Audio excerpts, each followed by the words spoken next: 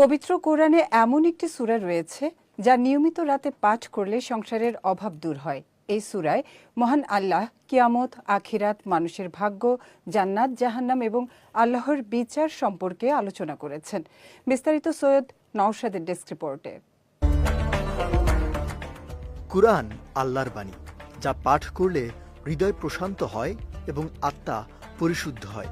কুরআন পাঠে প্রতিটি অক্ষরের জন্য 10 নেকি সওয়াব দেওয়া হয়। পবিত্র গ্রন্থটি যেমন আমাদের আখিরাতে ঢাল হিসেবে কাজ করবে, একইভাবে দুনিয়াতে সফলতার জন্য কুরআন পাঠের কোনো বিকল্প নেই, যার একটি ফজিলতপূর্ণ সূরা মক্কায় অবতীর্ণ সূরা ওয়াকিয়া।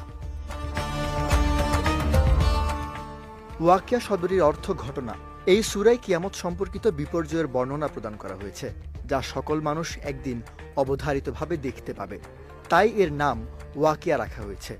এই সূরা কিয়ামতের দিন এবং এর পরবর্তী পরিণতির ব্যাপারে মানুষকে সতর্ক করে এবং আল্লাহর দিকে ফিরে আসার তাগিদ দেয়। আব্দুল্লাহ ইবনে আব্বাস রাদিয়াল্লাহু তাআলা আনহু থেকে বর্ণিত, একদিন আবু বকর রাদিয়াল্লাহু তাআলা আনহু বলেন, হে আল্লাহর রাসূল, আপনি তো বৃদ্ধ হয়ে পড়লেন। তখন নবীজি সাল্লাল্লাহু আলাইহি সাল্লাম বললেন, হ্যাঁ, আমাকে সূরা হুদ, ওয়াকিয়া, মুরসালাত, নাবা এবং সূরা তাকওয়ির বৃদ্ধ করে ফেলেছে। এই সূরা পাঠ করলে কখনো অভাব আসে না।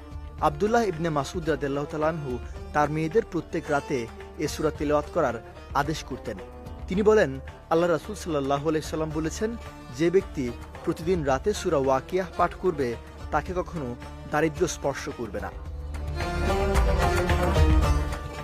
তবে ইসলাম বিষয়ক গবেষকগণ মাগরিবের নামাজের পর সূরা ওয়াকিয়া পাঠ করার অভিমত ব্যক্ত করেছেন, কেননা দিনরাত 24 ঘন্টার মধ্যে সকাল ও সন্ধ্যা গুরুত্বপূর্ণ দুটি সময়। ওয়ালটন আবারও মিলিয়নিয়ার অফারে ওয়ালটন ফ্রিজ কিনে আপনিও হয়ে যেতে পারেন মিলিয়নিয়ার। মহান আল্লাহ এই দুটি সময় জিকির করার নির্দেশ দিয়েছেন, আর আমলটি যেহেতু রাতের এবং রাতের নির্ধারিত কোনো সময় বলা হয়নি, তাই সন্ধ্যাবেলাতেই এই আমল করা উত্তম।